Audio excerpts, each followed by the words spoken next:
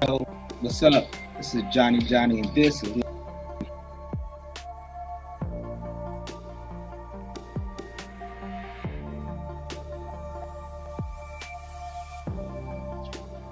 Tap In. Tell your friends live on the air. This is going to be really interesting podcast.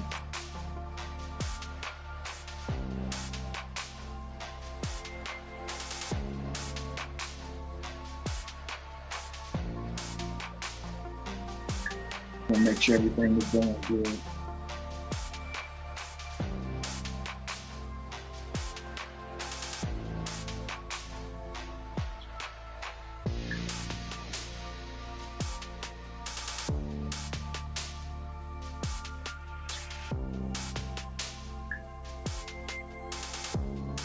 How's everybody doing this Saturday night?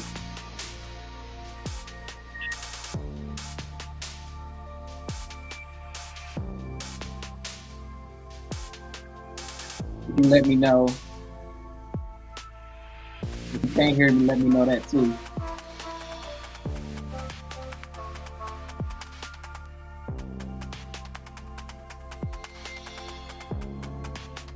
Hope everybody's having a good night tonight.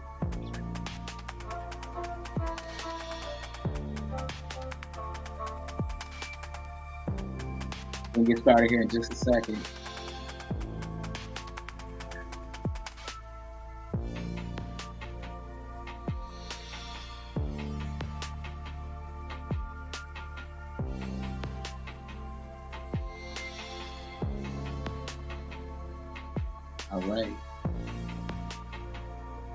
All right, y'all. We live on the air. My name is Johnny. What's up, people? How y'all doing out there? Welcome to the podcast.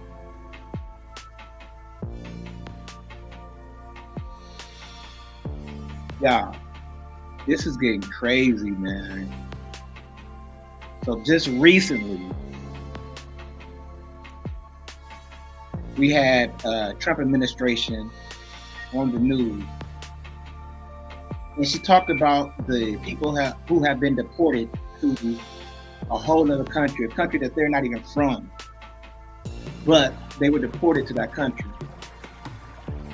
So it turns out that as they were being deported to the country, at the same time, a judge chimed in and said, bring them back. Because it was illegal.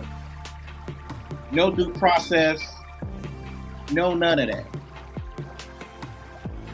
So what she did, or what she's reportedly said to have done, is have them flown to the concentration camp anyway. This is a concentration camp that we are flying people to. Some people call it a death camp. Yes, America is transferring people to a death camp. As soon as they get there, their heads are shaved. They're treated worse than any criminal here in America. That's crazy. The things that they did to Mexicans or people who were not from this country is insane. We're gonna take a quick look at this video, and I want y'all to tell me what y'all think. Tell me if she admitted to committing a crime on live TV. Everybody should see this. In a filing in federal court this week, the Justice Department said that when the administration was ordered back in March to stop sending detained migrants to a mega prison in El Salvador, you personally made the final call to continue the flights anyway. Is that correct? Do you acknowledge that? You know, we have court filings going on and decisions that are going forward. I'll let them continue to play through that process. But did you make that I'm call? proud of President Trump and his leadership and the decisions that. And here, before we finish or continue on, if you notice, they have a way of not answering the question. They can ask a specific question and they go around that question. Another thing to notice is this lady has a lot of Botox. I don't know what's going on in the Trump administration, but it's like you have to be a blonde and you have to be either a blonde or brunette to be in the Trump administration. And as you can see by her, it's like, for him, looks is big. Like, looks is one of Donald Trump's biggest things. He has to have what he considers like pretty females all around him. You don't see nobody in the Trump administration, females or whatever, that you would consider ugly. But not saying that she's not ugly, but you can definitely tell that she has some type of Botox to her face or something like that, because it barely moves. So it looks superficial. Her whole face, her whole image, her whole whatever, it looks superficial. I think that's it. There's nothing else concerning. But let's take a listen and see what she said. Leadership and the decisions that we have made, and the decisions that are made on deportations, where flights go and when they go, are my decision at the Department of Homeland Security, and we will continue to do the right thing and ensure that dangerous criminals are removed. So that you're saying that it was your decision. It sounds like the judge wanted to ensure that people were given due process. He said very clearly, quote, any plane containing these folks that is going to take off or is in the air needs to be returned to the United States, but those people need to be returned to the United States. However that's accomplished, I leave to you. But this is something that you need to make sure is complied with immediately. Did you defy the court's order, Madam Secretary?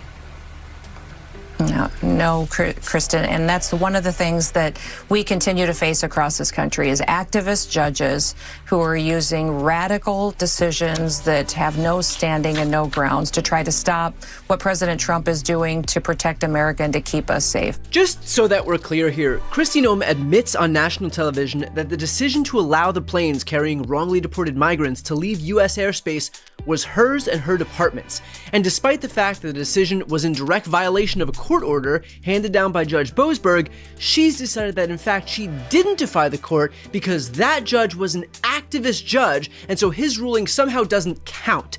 In other words, there is a new precedent here wherein if the Trump administration wins in court, then the ruling is valid, and if the Trump administration loses in court, then the ruling is invalid and the judge is an activist judge, and it's their duty to defy it to retain the sanctity of the court system against these rogue judges. Heads I win, tails you lose. The problem is, this is a completely made-up precedent and does not negate the fact that she... That's against the law. She just admitted that she broke a law. That's against the law. And she better hope that President Trump can pardon her or make sure that she's good, which I doubt he would. I think he's going to throw her underneath the bus, if you ask me. I think he's going to throw her underneath the bus. She just admitted on national TV that she and her department are responsible for ignoring judges' rulings, and it opens herself up to legal exposure as the direct result of that. For example, barring a Trump pardon at the end of his term, a subsequent DOJ could bring criminal charges against Kristi Noam for her decision to defy the courts and continue illegally deporting migrants to foreign countries. And in fact, in this instance, you don't even need to wait for a subsequent administration, considering the judge himself is already taking action. Here's Mark Elias explaining that point here. Okay, so talk to me about what kind of legal exposure she shoulders, in the aftermath of this administration. Let's say that the Trump administration leaves office, a Democratic administration comes into office, and now they're looking at Kristi Noam. What can happen here? Look, you don't have to go that far. I mean, the fact is that the judge is already begun investigating, potential contempt, right? The reason why we know about this is because the judge has been digging and digging, or trying to dig and find out why this happened. And ultimately they pointed to Kristi Noam. And judges have the ability to impose contempt. There's civil contempt and there's criminal contempt. And judges have the ability to travel one road or the other. Now, criminal contempt requires prosecution, right? Requires the Department of Justice to prosecute it. Although, as I've written before with Democracy Docket, and I've talked about before publicly, there is precedent to allow judges to appoint private lawyers as prosecutors if the Department of Justice refuses to prosecute criminal contempt. It's not often used, it's not often required, but I believe that it is inherent in the power of the judiciary to vindicate its own orders. So Kristi Noam may not have to worry about waiting till the next Democratic administration. She may be in real trouble with this judge. But to your point, certainly there would be the ability of a new administration to pick up a criminal contempt citation and prosecute it in the future. And you know, there's a lot of people doing a lot of things right now for this administration that they are assuming, they are counting on one of two things. Either Donald Trump is going to pardon them all at the back end, or that the next administration is either friendly to them or, you know, is sort of the Merrick Garland variety that does not want to pursue predecessor acts. But boy, I got to tell you, if we have a Democratic president, we need a Democratic attorney general in the next administration that is going to unpack what happened in this administration. Obviously, the president has immunity, but people below him do not.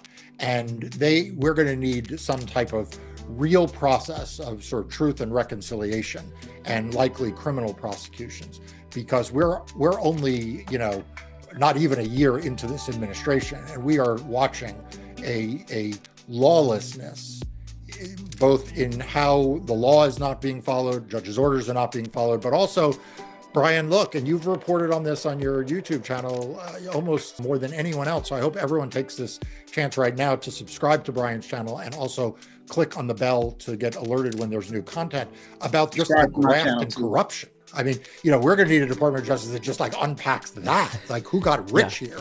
Again, other than perhaps Donald Trump himself, who has immunity. In fact, I go over the legal implications of Kristi Noam defying the court in our newest episode of Democracy Watch coming out today. So if you've not yet subscribed to this channel, please make sure to subscribe so that you don't miss any episodes.